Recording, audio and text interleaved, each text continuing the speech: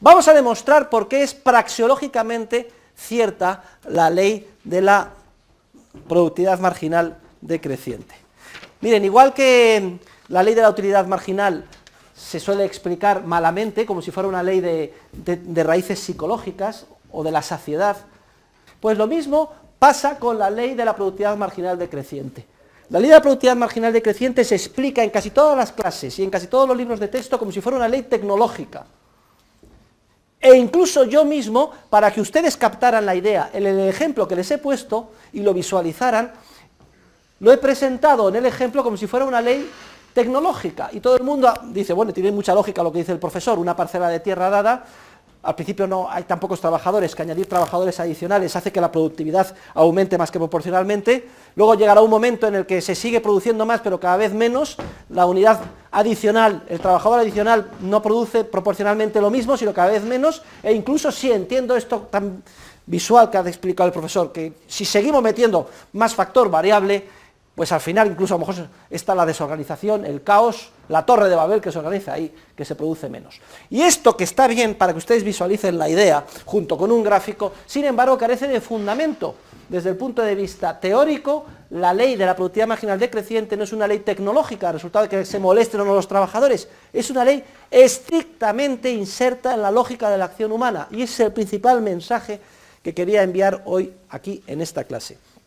Y quizás es una de las principales aportaciones más meritorias de Mises en la acción humana. Vamos, señores, a hacer algo muy importante. Vamos a demostrar por qué la ley de la productividad marginal decreciente es universalmente válida, se da siempre y además está inserta en la lógica de la acción humana. Y lo vamos a demostrar sensu contrario. ¿Qué pasaría si la ley de la productividad marginal decreciente o el rendimiento decreciente que acabo de explicar no se diese? Es decir, la ley que dice que hay combinaciones óptimas, que hay un nivel, un número, un volumen del factor variable a partir del cual unidades adicionales da lugar a incrementos cada vez más pequeños, productividad en el margen decreciente de bienes de consumo. Eso es lo que dice nada más. Que tiene que pasar, en términos gráficos, de la concavidad a la convexidad a partir de determinado volumen. ¿Qué pasaría si la ley no se diese? ¿Qué pasaría si no hubieran combinaciones óptimas de factores de producción para producir un bien de consumo? Si la ley no se diese, sucedería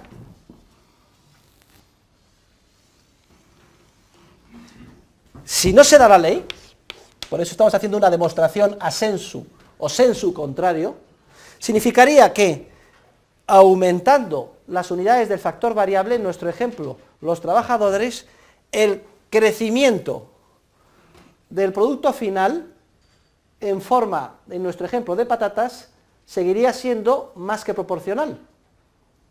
Seguiríamos metiendo trabajadores, ¿y qué pasaría con la producción de patatas? Si no se diera la ley del rendimiento decreciente. Continuaría por aquí, miren ustedes por dónde va la curva, ¿eh? Sigo por arriba. Es que llego arriba al techo y me paso al piso siguiente. Y sigo metiendo trabajadores. Piso tercero, cuarto, llego a la cubierta y continúo hasta el cielo. Podríamos conseguir cualquier producción ilimitada de patatas simplemente incrementando el número de trabajadores. ¿Y esto qué significaría? Respecto del factor fijo, respecto del factor dado, respecto de la parcela de tierra que hemos considerado en nuestro ejemplo, significaría que tendría una capacidad productiva esa parcela de tierra ilimitada y por tanto que no sería un bien económico, un recurso escaso, sino que sería un bien libre. Luego, por fuerza, tratándose de bienes económicos de orden superior, factores de producción, y todo bien económico por definición ha de ser escaso, es decir, no suficiente para conseguir todos los fines que pretenden lograr los actores, por fuerza ha de darse la ley de la productividad marginal decreciente. Porque si no se diera, ello implicaría que el bien económico de orden superior o factor de producción, considerado fijo en el ejemplo, sea el que fuere, tendría una capacidad ilimitada de producción, con lo cual dejaría de ser un bien económico, dejaría de ser escaso, sería un bien libre. O dicho de otra forma, para ningún empresario sería una restricción la tierra o el factor considerado fijo, Porque como tiene una capacidad de producción ilimitada, nadie se molestaría en economizarlo. No tendría precio de mercado. Sería como el aire que respiramos, que lo damos por supuesto. Y que nadie se molesta en economizar, ni en asignar cuotas de propiedad privada, ni en intercambiar, porque tiene una capacidad de producción ilimitada. Luego, por fuerza, inherente en la lógica de la acción humana y de la naturaleza del ser humano, partiendo, siendo el presupuesto, todas las leyes económicas son universalmente, apodícticamente válidas, y se dan siempre que se dan sus supuestos. Partiendo de los supuestos de que ambos factores de producción son limitados y escasos, por fuerza ha de darse la ley de la productividad marginal decreciente. Y esta ley la dejamos aquí aparcada porque es muy importante. Porque sin esta ley no podremos entender dentro de 2 meses cómo se determina el precio de los factores de producción. ¿Qué es lo que determina el precio del factor de producción trabajo? Los salarios.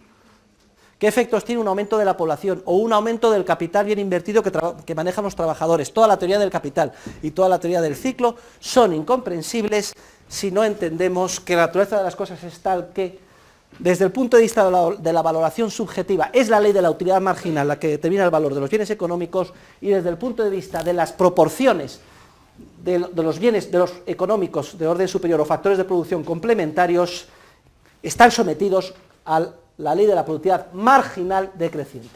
2 leyes básicas sobre las que pivota nuestra disciplina.